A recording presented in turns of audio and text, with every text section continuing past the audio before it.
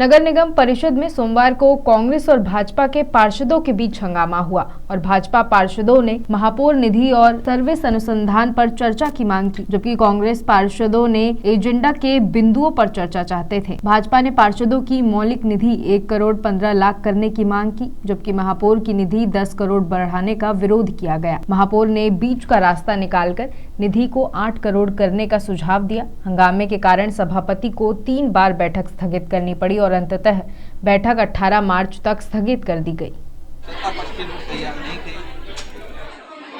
बार आ रही थी आसंदी के सामने, लेकिन नियम अनुसार वोटिंग कराई गई। वोटिंग के आधार पर, बहुमत के आधार पर बिंदुओं को संशोधन प्रस्ताव को स्वीकृति दी गई है और एक संशोधन प्रस्ताव जो स्वच्छानुदान उसको निरस्त किया। परसेंटेज छोड़ के भी गए कुछ लोग, वो उनका अधिकार है, जा सकते हैं। मौलिक निधि पार्षद की, महापौर की, सभापति की, ये चर्चा हो चुकी है, फिर निर्णय किया जा चुका है और स्वेच्छानुदान का जो प्रस्ताव आया था MIC के माध्यम से वो निरस्त किया। देखिए, ये सभी जानते हैं कि बहुमत विपक्ष का है और बहुमत के दबाव में कोई निर्णय होंगे। नीतिगत निर्णय होना चाहिए, लेकिन बहुमत के आधार पर अगर निर्णय करना चाहते हैं, कोई भी निर्णय कर सकता है। आपने देखा होगा कि मौलिक निधि पर जब चर्चा चल रही तो 65 करोड़ से 1.15 अपन पार्षदों की मौलिक निधि कर सकते हैं, 50 लाख सीधा बढ़ा रहे हैं।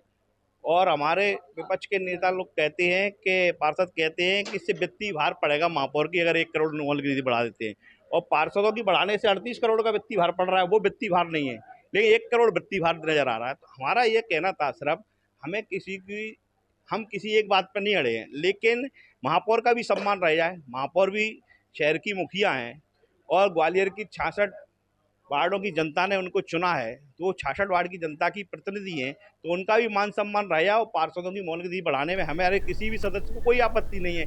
महापौर का भी मान सम्मान रखना चाहिए, लेकिन हमारे विपक्ष के